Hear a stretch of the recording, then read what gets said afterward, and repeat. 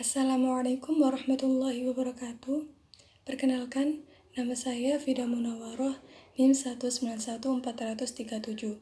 Di sini, saya akan menjelaskan tentang materi 7 peristiwa dalam mempertahankan kemerdekaan Republik Indonesia.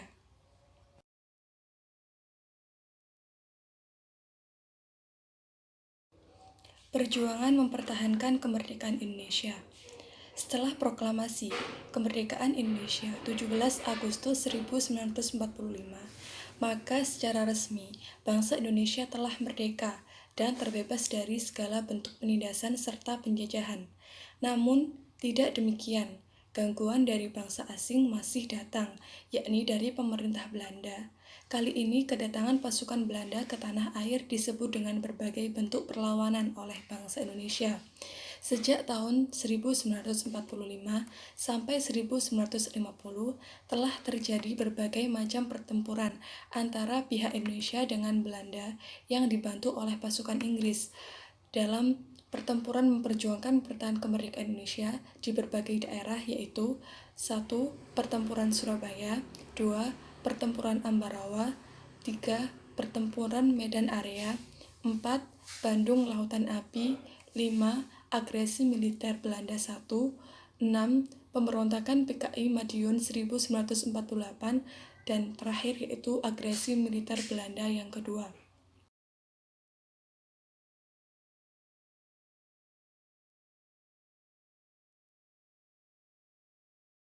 Pertempuran Surabaya. Tanggal 25 Oktober 1945, tentara sekutu mendarat di Surabaya dipimpin oleh Brigadir Jenderal Malabi. Pada tanggal 27 sampai 30 Oktober 1945, terjadi kontak secara antara para pemuda Indonesia dengan pasukan Inggris. Dalam pertempuran ini, pasukan Inggris dapat dipukul mundur, bahkan puncak dari pertempuran tersebut adalah terbunuhnya pimpinan pasukan Brigadir Jenderal Malabi.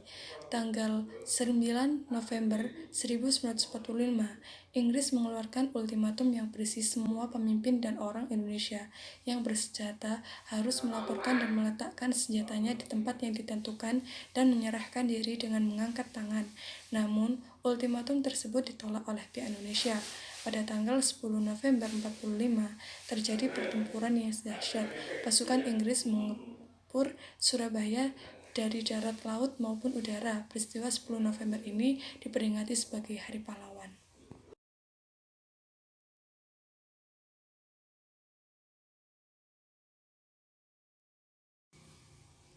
Pertempuran Ambarawa. Pertempuran di Ambarawa terjadi pada tanggal 20 November 1945 dan berakhir pada tanggal 15 Desember 1945. Pertempuran ini terjadi antara pasukan TKR bersama rakyat Indonesia melawan pasukan sekutu Inggris. Peristiwa itu berlatar belakang insiden di Magelang sesudah mendaratnya Brigade Artile dari Divisi India ke-23 di Semarang pada tanggal 20 Oktober 1945. Mereka datang untuk mengurus tawanan perang. Pihak sekutu berjanji tidak akan mengganggu kedaulatan RI. Pihak Indonesia memperkenankan mereka masuk ke wilayah RI untuk mengurus masalah tawanan perang bangsa Belanda yang berada di penjara Magelang dan Ambarawa.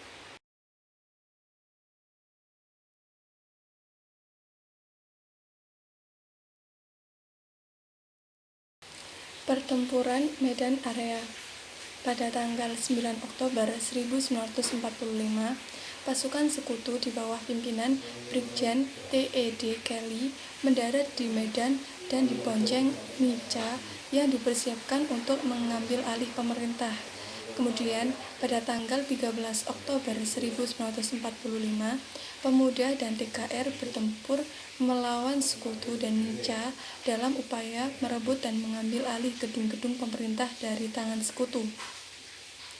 Kemudian pada tanggal 10 Desember 1945, sekutu dan Nica melancarkan serangan besar-besaran terhadap kota Medan, dan pada bulan April 1945, sekutu berhasil menduduki kota Medan. Untuk melanjutkan perjuangan di Medan, maka pada bulan Agustus 1946 dibentuk Komando Resimen Laskar Rakyat Medan Area. Komandan ini terus mengadakan serangan terhadap sekutu di wilayah Medan. Hampir di seluruh wilayah Sumatera terjadi perlawanan rakyat.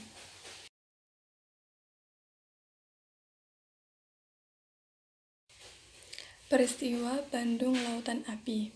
Peristiwa Bandung Lautan Api adalah peristiwa kebakaran besar yang terjadi di kota Bandung pada tanggal 24 Maret 1946.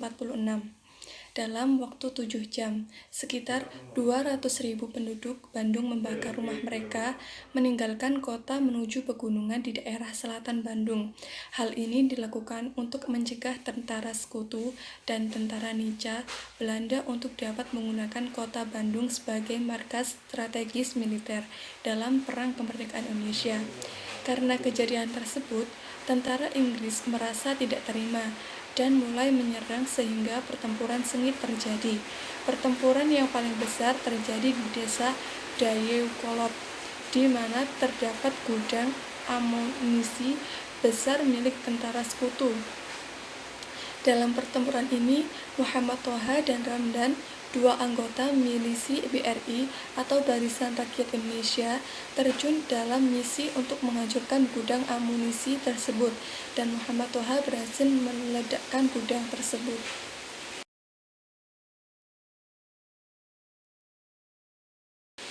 Agresi Militer Belanda I. Pada tanggal 17 Agustus 1945, kemerdekaan Republik Indonesia telah diproklamirkan. Perseteruan antara pihak Republik Indonesia dan Belanda berlangsung baik secara diplomasi maupun menggunakan kekuatan militer.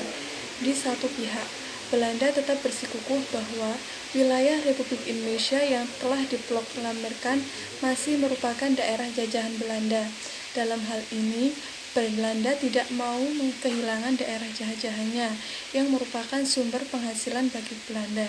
Tujuan utama Belanda adalah merebut daerah-daerah perkebunan yang kaya dan daerah yang memiliki sumber daya alam, terutama minyak.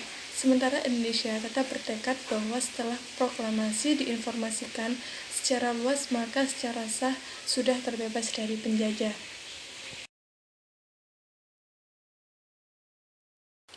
Pemberontakan PKI Madiun 1948. Pada tanggal 18 September 1948 telah tersiar berita bahwa kaum komunis di Madiun telah melakukan perebutan kekuasaan. Berita tentang terjadinya coup d'etat tersebut mula-mula disiarkan oleh Harian Murba di Surakarta. Malahan, jauh sebelumnya, harian ini telah mensinyalir bahwa PKI akan segera mengadakan pemberontakan. Tetapi karena pemerintah tidak mengadakan reaksi atas berita tersebut, rakyat masih ragu-ragu menerima kebenaran berita itu. Barulah keraguan rakyat lenyap ketika ada pengumuman resmi dari pemerintah yang mengumumkan bahwa di kota Madiun oleh dan di bawah pimpinan PKI dengan memakai tenaga salah satu kesatuan brigade TNI di Jawa Timur telah dilakukan penyerangan atas alat-alat kekuasaan negara dan pergantian pemerintahan daerah secara tidak sah.